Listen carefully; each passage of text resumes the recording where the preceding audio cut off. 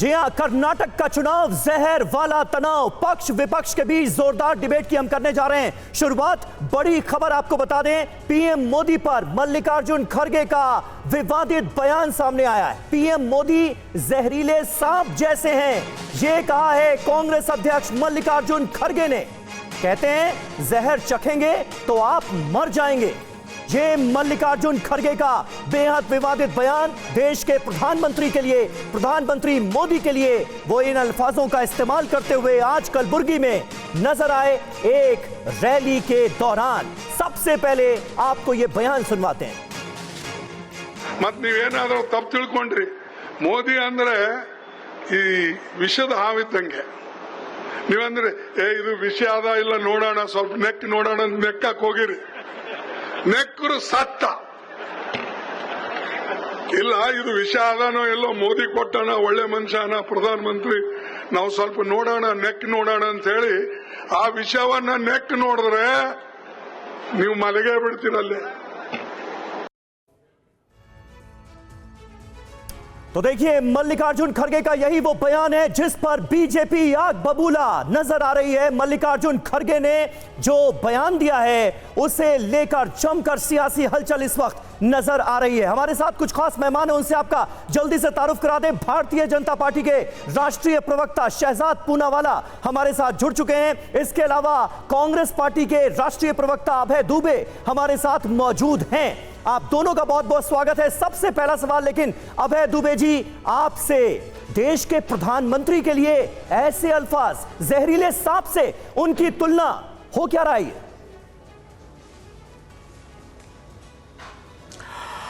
समीर अब्बास जी, आपने कर्नाटका की भाषा में जो बयान सुनाया है, खड़गे जी ने उसका मंतव्य स्पष्ट बताया। उन्होंने कहा कि मैंने विचारधारा का तुलनात्मक बात की है और जिस प्रकार भीषणतम बेरोजगारी हिंदुस्तान में परोस दी गई वो जहर के समान है युवाओं के लिए। वो विषपान युवाओं को बेरोजगारी का करा दिया, करोड़ों परिवार की महिलाओं को महंगाई का विषपान मोदी सरकार ने करा दिया। छोटे छोटे एमएसएमई पूरे तबाह कर दिए नोटबंदी और गलत जीएसटी के निर्णय से। और ये बात हम नहीं कह रहे हैं, ये खुद आरबीआई ने कही कि अभय दुबे जी, आप जिस बात का जिक्र कर रहे हैं वो बिल्कुल अलहदा है, बिल्कुल जुदा है उस बात से जो मल्लिकार्जुन खड़गे ने कही है। मैं आपको एग्जैक्ट बाइट सुना देता हूं। मोदी का मतलब जहरीले सांप की तरह। अगर आप ये जानने की कोशिश में हैं कि वो जहरीले सांप हैं या नहीं, छूने की कोशिश नहीं करें। अगर आपने ऐसा किया तो मौत तय है। ये चीज तो मोदी ने दी है, वो एक अच्छे इंसान है। इस विचार के साथ आकर अगर आपने वो चीज खा ली तो फिर आपकी मौत तय है। ये एग्जैक्ट बयान है मल्लिकार्जुन खड़गे का। आप कह रहे हैं बीजेपी की विचारधारा के लिए कहा। समीर अब्बास जी, क्या इसी प्रकार तो प्रतिबिंबित होता है। प्रधानमंत्री व्यक्तिगत क्षमता में तो नरेंद्र मोदी जी है, हम सब आदर करते हैं, लेकिन जो कार्यशैली और विचारधारा भारतीय जनता पार्टी की है उसी को प्रतिबिंबित करते हुए यह बयान दिया गया है। क्या यह सही बात नहीं है कि 5,35,000 करोड़ रुपए के बैंक फ्रॉस्टर 100% मैं कह रहा हूं कि ये जो जहरीली विचारधारा है जिसमें 5,35,000 करोड़ रुपए के बैंक फ्रॉस्टर्स को सत्ता की सरपरस्ती में भगा दिया गया। ठीक है, शहजाद पूनावाला हमारे साथ मौजूद हैं। शहजाद, आपने तर्क सुन लिए, साफ तौर पर जस्टिफाई करते हुए अभय दुबे नजर आ रहे हैं, यानी पार्टी पूरी तरह से मल्लिकार्जुन खड़गे के बयान के साथ है। देखिए, ये कोई हैरानी की बात नहीं है। जब से कांग्रेस पार्टी को अपनी हार दिखाई दे रही है तो बौखलाहट में कांग्रेस पार्टी फिर से गाली पॉलिटिक्स पर उतर आई है। और ये कोई सहयोग नहीं, ये वोट बैंक का प्रयोग और उद्योग बन चुका है। इसलिए 90 से ज्यादा गालियां प्रधानमंत्री को, उनकी जाति को, उनके परिवार को, उनके समाज को, ओबीसी समाज को देने का काम गुजरात चुनाव में भी यही मल्लिकार्जुन खड़गे ने रावण कहा था, यही मधुसूदन मिस्त्री ने कहा था कि औकात दिखा देंगे। यही उनकी कांग्रेस की नेत्री है सुप्रिया श्रीनेत, उन्होंने बम्बई साहब को गाली दी है। सिद्धरामैया ने लिंगायत सीएम भ्रष्ट होता है, इस प्रकार की भाषा इस्तेमाल की है। और आज जो कहा गया है खड़गे जी द्वारा कि मोदी जी एक जहरीले सांप की तरह है, अब वो शब्द साफ है। और जहां तक अनएम्प्लॉयमेंट की बात है तो अभय दुबे जी को बता दूं कि अनएम्प्लॉयमेंट कर्नाटका का रेट कितना है और राजस्थान में 20% से ऊपर रहा है एक साल तक। तो अनएम्प्लॉयमेंट का तो कहीं जिक्र नहीं था। पर हां, कांग्रेस पार्टी एक मोहब्बत की नहीं, नफरत और गाली की दुकान है। इसलिए मौत का सौदागर, भस्मासुर, तू चाय बेच, गंगू तेली, इस प्रकार प्रकार की गाली देना, और गाली देना तो ठीक है, संवैधानिक पद पर बैठे हुए व्यक्ति की कब्र खोदने की बात, हिटलर की मौत मरेगा ये कहा था सुबोधकांत सहाय ने, इनके शेख हुसैन नाम के नेता ने डैश डैश की मौत मरेगा, मध्य प्रदेश के इनके नेता ने कहा था कि हत्या के लिए तत्पर रहो। तो यह दिखाता है कि कांग्रेस पार्टी वैचारिक स्तर पर किस प्रकार से दिवालियेपन पर आ चुकी है, और मुद्दों के अभाव में, क्योंकि उनके पास कर्नाटका में कोई मुद्दे नहीं है। लेकिन शहजाद वो ये कह रहे हैं कि प्रधानमंत्री नरेंद्र मोदी पर व्यक्तिगत हमला ये नहीं है, बीजेपी की विचारधारा को जहरीला कहा है उन्होंने।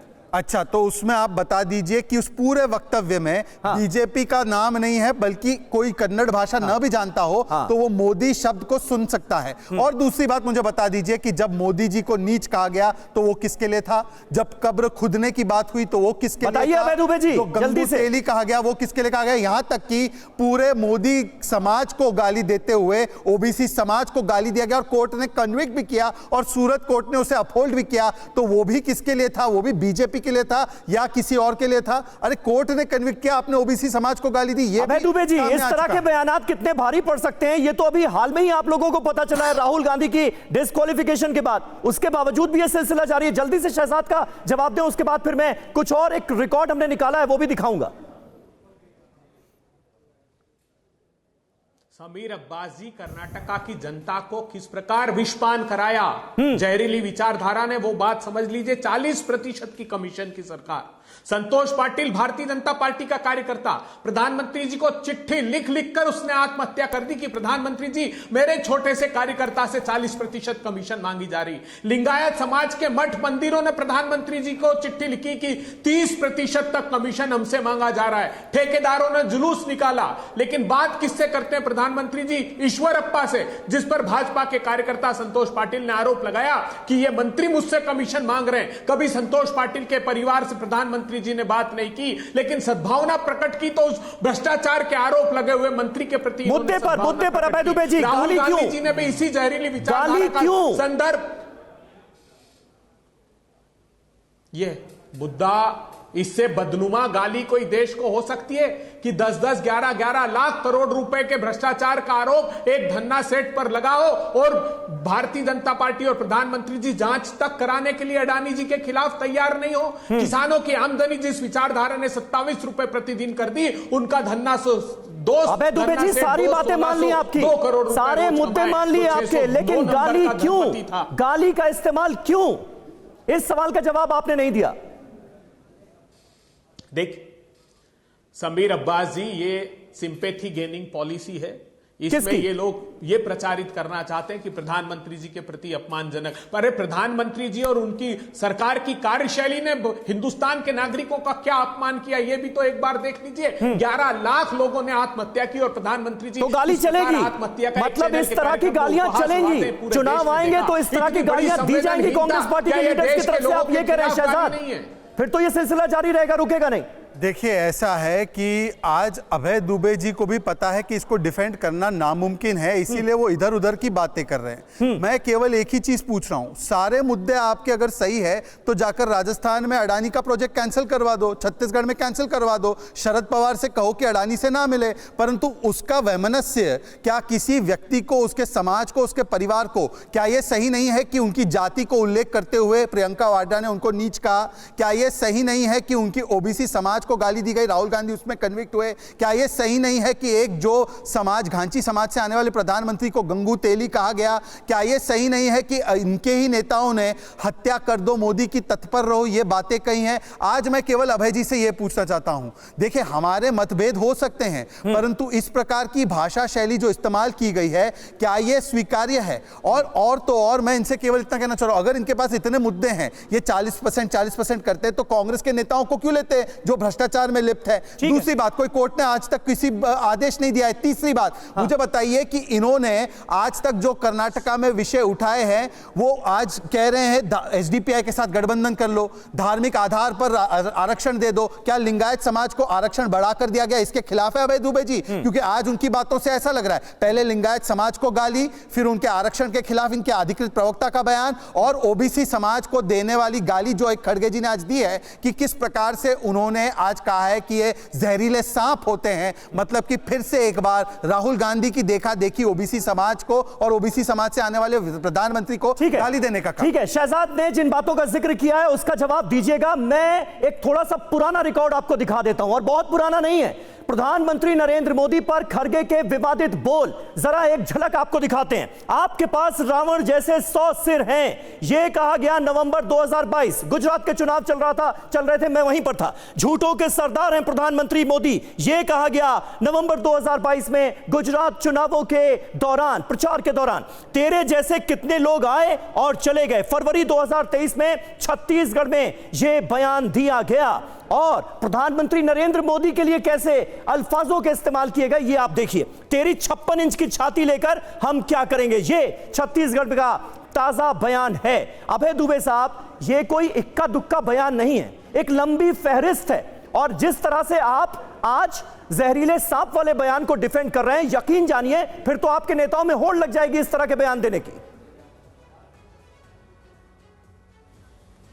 समीर अब्बास साहब, साहस जुटाया होता अगर टीवी9 भारतवर्ष ने, तो प्रधानमंत्री जी का बयान निकाला होता है जो उन्होंने कोरिया में दिया था कि 2014 के पहले भारत में जन्म लेने में शर्म आती थी। अगर साहस होता तो वो बयान निकाला होता जो राजस्थान की रैली में सोनिया गांधी जी के लिए कहा अप्रत्यक्ष रूप से कि कांग्रेस की विधवा कौन है, राहुल गांधी जी के लिए कहा कि जर्सी बछड़ा कौन है, मनमोहन सिंह जी के लिए कहा रेनकोट पहनकर बाथरूम में नहाने वाला प्रधानमंत्री जी। ये शर्मसार कर देने वाली बात नहीं। मैं इस डिबेट में जाना नहीं चाहता। आज प्रश्न इस बात नहीं, आप इस डिबेट में चले गए। भारतीय जनता पार्टी, मैं आपसे ये पूछूंगा कि अगर वो बयान गलत थे तो फिर आपके नेताओं के भी बयान तो गलत हैं, उस पर जवाब शहजाद देंगे। आप जिन बयानों का जिक्र कर रहे हैं, आपने चलाए नहीं, पर हाँ आप देखिए, सुनिए, एक बड़ी बात यह है कि देश के समूचे ओबीसी समाज को गर्त में डालने का काम भारतीय जनता पार्टी की सरकार ने किया, क्योंकि कुछ धन्ना सेठ दोस्तों को यह फायदा पहुंचाना चाहते थे। 5,38,000 करोड़ रुपए का एनसीएलटी का घोटाला है। देश के बड़े उद्योगपति हर्ष गोयन का ट्वीट करके कह रहे हैं कि ये जो हेयर कट के नाम पर 99% की छूट बड़े बड़े घरानों को दे रहे हैं, जो संसाधनों को हिंदुस्तान के लूट कर भाग रहे हैं, उससे मुंह छुपाना चाहते हैं, तो इन सवालों को ये खड़ा करते हैं। राहुल गांधी जी ने कहा कि क्यों अडानी जी को एमईए के विरोध के बावजूद, नीति आयोग के विरोध के बावजूद 6 एयरपोर्ट दे दिए। जो रेगुलेटरी अथॉरिटी ऑफ इंडिया का आप जिस तरह से गंभीर मुद्दे उठाते हुए नजर आ रहे हैं अभय जी, क्या आपके जो वरिष्ठ नेता हैं उनके पास इन मुद्दों का अभाव है या जानकारी कम है, जो गालियों पर उतरना पड़ता है? कभी रावण, कभी जहरीला सांप, कभी चोरों का सौदागर, ये किस तरह की भाषा है? ये मुद्दे खड़गे साहब ने, राहुल गांधी जी ने सदन में उठाए हैं, जिन पर मैं बात कर रहा हूं। इसलिए तो राहुल गांधी जी की ये चाहते थे कि उनका घर छीन ले, उनकी संसद की सदस्यता छीन ले, ताकि मुखरता से जो एक आवाज इनके खिलाफ उड़ रही है, जो देश के लोगों के लिए न्याय चाहती है, वो ना उठ पाए। ये अपनी कर्नाटका के चुनाव हार की कगार पर खड़े। ये सारे आर्गुमेंट हिमाचल प्रदेश में भी देते थे। पूछिए, नड्डा जी यही कहते थे कि मोदी जी फिर आपके लिए मदद नहीं कर पाएंगे। क्या परिणाम निकले? आज फिर कहता हूं कि जो परिणाम आएंगे उसमें कर्नाटका के बहनों को 2,000 रुपए प्रति माह मिलेगा। कर्नाटका के लोगों को 10 किलो का मुफ्त का अनाज प्रति माह अतिरिक्त कांग्रेस पार्टी की सरकार वहां बनेगी। नहीं, लेकिन गालियां तो हताशा में दी जाती है ना, गालियां तो हताशा में दी जाती हैं। आप कह रहे हैं कि ये लोग हार की कगार पर खड़े हैं, फिर गालियां आपके नेता क्यों दे रहे हैं? देखिए, नहीं, किसने कहा आपको? ये देश के लोगों के खिलाफ गाली और अपमान है, जो उनके रोजगार के अवसर छीने जा रहे हैं। अरे 400 रुपए का गैस का सिलेंडर 1000 के पार कर दोगे और ये तुमको गाली दिखाई देती है। 60 और 70 रुपए की दाल और तेल 200 रुपए के पार कर दोगे। तो इसलिए प्रधानमंत्री नरेंद्र मोदी को रावण कहना जस्टिफाइड है, इसलिए प्रधानमंत्री नरेंद्र मोदी को जहरीला सांप कहना जस्टिफाइड है। ये तर्क है आपका। मैं हैरान हूं अभय जी। आज शहजाद देखिए, अब इनके तर्क समझने की कोशिश कीजिए। समीर जी, मुझे लगता है कि आपने काफी लंबा मौका दिया है, अब मेरी बारी है। बिल्कुल समीर जी, एक तो अगर कोई गलत बात खड़गे जी ने की नहीं तो खड़गे जी दे रहे हैं क्लैरिफिकेशन और अभय जी दे रहे हैं जस्टिफिकेशन। या तो खड़गे जी क्लैरिफाई कर रहे हैं कि मैंने ऐसा कुछ कहा ही नहीं, या तो अभय जी जो कह रहे हैं कि ये जस्टिफाई कर रहे हैं कि जो कहा उन्होंने सही कहा, तो फिर क्लैरिफिकेशन किस बात का? तो दोनों में अंतर विरोध है। दूसरी बात, जहां तक बात है, ये मैं एक सवाल पूछना चाहता हूं, पर लंबा जवाब मत दीजिएगा। अडानी जी करप्ट है अभय जी आपकी नजर में? हाँ या ना में जवाब दीजिए। अडानी करप्ट है, हाँ या ना? अभय जी, अडानी करप्ट है, हाँ या ना? जेपीसी बनाएंगे आप? नहीं, अडानी करप्ट है, हाँ या ना? जेपीसी बनाएंगे? सवाल का जवाब सवाल से नहीं होता अभय जी। इतनी तो आपकी ना आपकी मानसिक अक्षमता है, ना आपकी जुबानी तौर पे अक्षमता है। आप बताइए ना, अडानी अगर भ्रष्ट नहीं है, ये कहने को आपकी जबान कतराती है, तो किस आधार पर आपने आज इतने बड़े आरोप लगा दिए? यदि इनकी, अब देखिए समीर जी, अब मुझे बात रखने दीजिए, मेरा मौका है जी, कायदे से मेरा मौका है। और मैं अभय जी आपको एक मौका देना चाह रहा हूं। शहजाद के सवाल का हाँ या ना में जवाब आपके पास है या नहीं है?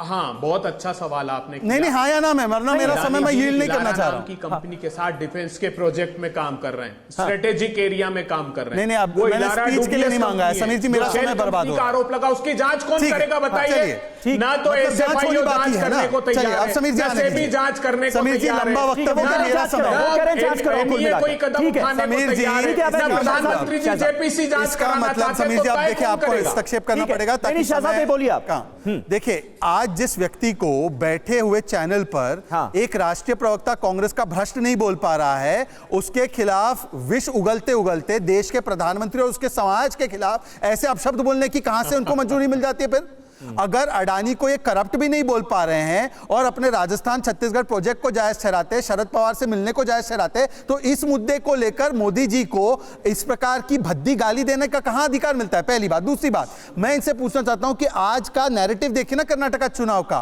कभी कहते हैं धार्मिक आधार पर आरक्षण होना चाहिए, कभी कहते हैं एसडीपीआई को कि खुले तौर से कि आप हमारे साथ गठबंधन कर दो, एमबी पाटिल का बयान है, या कभी आ जाते हैं गाली गलौज की पॉलिटिक्स पर, जहां पर लिंगायत समाज के मुख्यमंत्री को, मेरे नहीं सिद्धरामैया के शब्द है कि लिंगायत समाज का मुख्यमंत्री भ्रष्ट है।